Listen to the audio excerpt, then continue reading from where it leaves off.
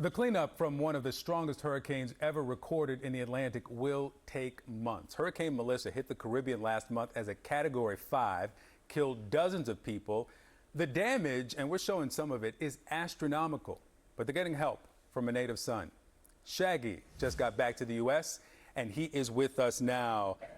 Thank you for your time this morning. This is home for you, so it hits different. You were in Miami when the storm hit. Talk to me about how you were able to stand up this relief operation and what you're doing. Well, I tell you what, I've sat through and ridden out a lot of hurricanes, being an island boy. So when I heard that, and I went through Gilbert, which was a Category 3, and that was just massive.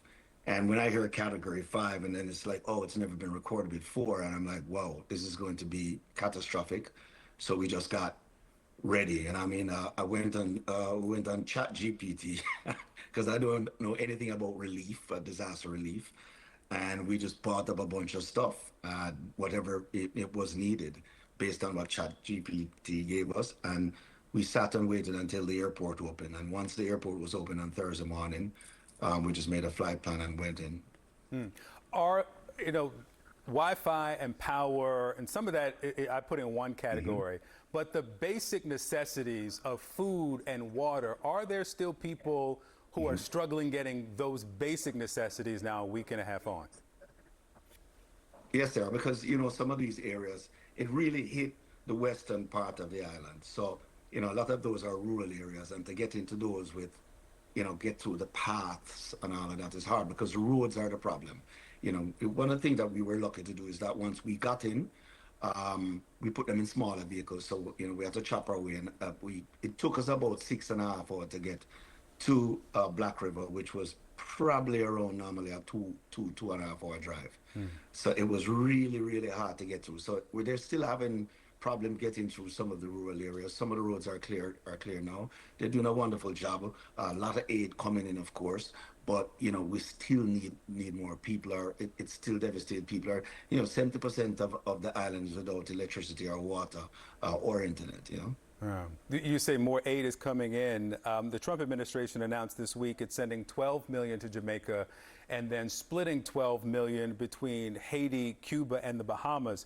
It's not the U.S.'s sole role for recovery from this hurricane for Jamaica, but how does that stack up to what will be needed to recover? I think that's a drop in the bucket, to be honest with you. But that is why, and thank you for sharing your platform with me. We have to keep it in the press, because another headline comes along and then the aid stop. You know what I mean? We have to keep it in the press. We have to I ask anybody if they can't help. One way is to help is to keep it on your timeline and keep it going, because we need help. We have to basically help each other.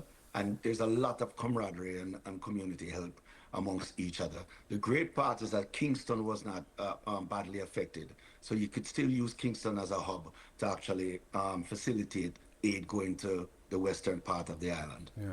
I was in the Bahamas a couple of years ago covering the aftermath of Hurricane Dorian. And most of the people I spoke with there said that, the Bahamas will be back, we will come back stronger. I read that you said that this storm is going to change Jamaica forever. Explain that. Well, it's a Category 5. I mean, I just went down in Black River. Places that were landmarks for us, totally gone. You're looking at, as far as Black River, and from where I saw, it's total rebuild. I just don't see how you can actually repair what is there. You're talking about a lot of tear down, because I've seen, concrete walls that are knocked down, man. I mean, this is severe. So I think it is going to change us. I mean, I look at a little girl, I just mentally, because I still remember Gilbert with myself, and, I see this little girl, and in a couple of days before that she was playing. Now she's in a queue trying to figure to get something for her tummy, Psychologically, that's going to have an effect on you. Yeah. It doesn't matter how old you go. Yeah. I understand that you have an announcement this morning of something coming to help. Well, yes, we're doing a concert that we're putting on, Jamaica Strong Concert on Friday, December the 12th, in 2025 at the UBS Arena. And, this will feature Jamaican artists, local Caribbean artists, also international artists.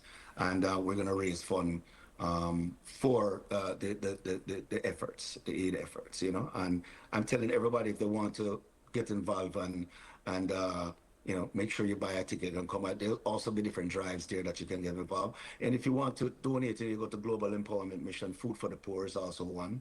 Of course, the government set up support Jamaica .gov.jamaica.jm.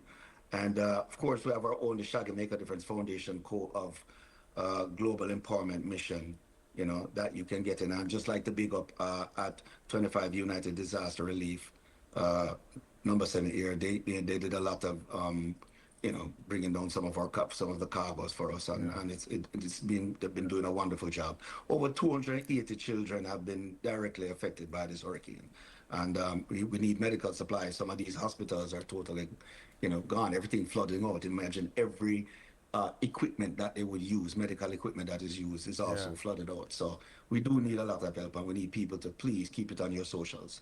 Shaggy, I thank you for your time this morning, and thank you for the work you're doing. Thank you very much, man. I appreciate it, man.